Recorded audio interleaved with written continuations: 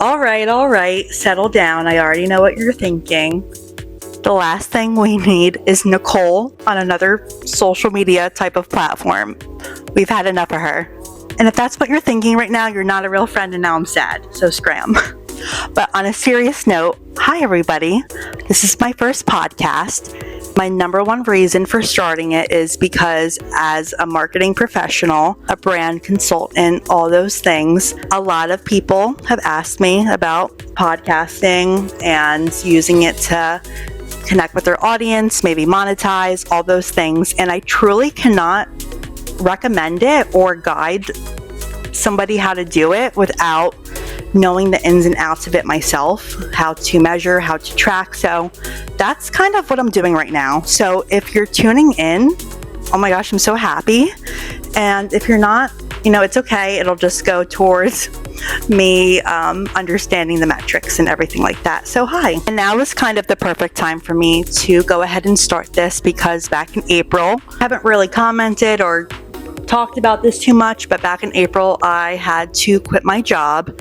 And I am going to keep it vague, but I was put in a morally compromising situation after working there for 5 years. Disrespectful, degrading, I won't get into it. But the day that happened, I left and I never went back to my office, left all my stuff at my desk, and I've been kind of picking up the pieces since April, taking the summer to kind of see if being my own boss as a social media and marketing manager works for me and my lifestyle. Can I be my own boss? Do I have the discipline? Would I rather just work for somebody else and put in my 8 hours a day and come home and not have to worry about working around the clock? I don't know. I'm taking the summer to figure it out. Summer's almost over. I have an amazing husband, Nick. Shout out to him. So I've just been kind of enjoying, I don't know if that's the correct word, more or less, the ride of it all. And I also want to say, if you're thinking about starting a podcast, I've had this thought for many years. I'm sure maybe you have if you thought about it. And I hate the sound of my own voice. And I know everybody stinking says that, but I swear mine takes the cake and it's not a good prize to win. In fact, I am so aware and so cringed out by the sound of my voice. I have to tell you a funny story about that. So I'm turning 30 in 6 months, and all I want for my birthday is a karaoke party. I want fun, disco, maybe it's renting a karaoke room. I don't know. I just want to sing karaoke. Problem is I can't sing. And normally I feel like if I was a guest at a karaoke party, you can fly under the radar without feeling self-conscious. But if I'm the host of this party and I can't carry a tune because I am tone deaf as heck, then I'm not gonna feel comfortable getting up there on the mic. So I decided that I'm gonna take singing lessons, but not real ones. I'm gonna download an app and sing the best I can and teach myself, because Google says you can teach yourself how to sing. And since I have a little extra time on my hands, even though I do try to fill up every hour of the day, I'm not trying to get too comfortable staying at home because that's not the life I want to live, so I don't want to get used to it. But anyway, I digress. So I downloaded this Simply Sing app, and I am singing on the top of my lungs every day, trying to hit those notes, trying to make it to the next level. Right now, I'm trying to get past the song from Moana to get to my next level.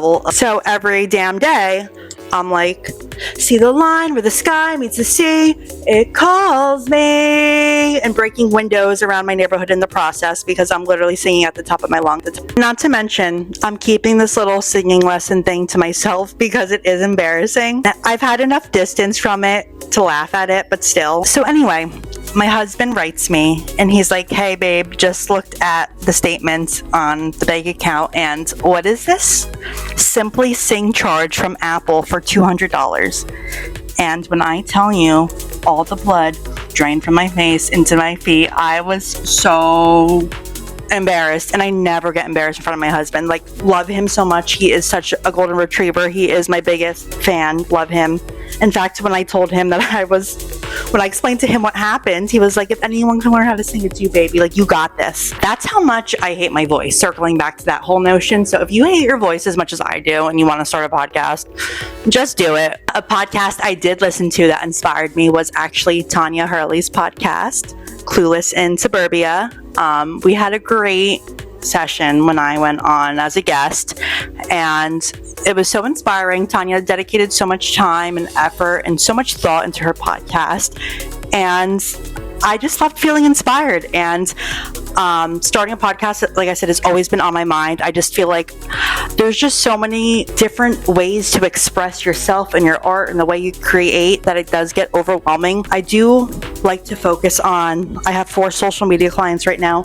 I do prefer to focus on their brands and their pages, which causes my pages to kind of, I don't want to say suffer, but like I just don't care about being consistent as much as I should and as I want to. I just feel like the success of my clients, and again, it's only 4, it's not like I have these, crazy things. I just feel like I'd rather dedicate that extra time to their accounts and growing them. I think that's a better reflection of me than my own silly, goofy posts. You know what I mean? I don't know how consistent I'm going to be with this, but in order to see results, you have to be consistent. So this is my little experiment. So I am going to post a podcast once a week just to kind of see the metrics and how the back ends work of these postings and see if it does help me generate a better connection with maybe like a smaller niche within my followers. And again, I know I have like 1,000 followers. I'm not like anyone huge, but I think it'll be fun to talk to you guys and maybe have guests on. I don't know. I'm just kind of flirting with all the possibilities. And I don't really love my brand name, like Get Chic by Nicole, but it's just been me for so long. I gotta lean into it. That's why I did Chic Media for my like consulting and marketing, like side hustle, if you will. So a name for the podcast, I don't know. I feel like I should just keep it like Chic something, but I do. Like for the last 6 months, I've had in my notes app the name Iconic, because at the end it's NIC, like Nicole. I just think that that's like such a fun name, but it's just so different than any of the other, my other brand pages and stuff. And I just, truthfully, the last thing you guys want or need from me is another Instagram page to follow. So I want all the feedback, but I promise a niche will be narrowed down by the next podcast. Should my catchphrase be stay chic? That's so cringy. I don't know. Goodbye.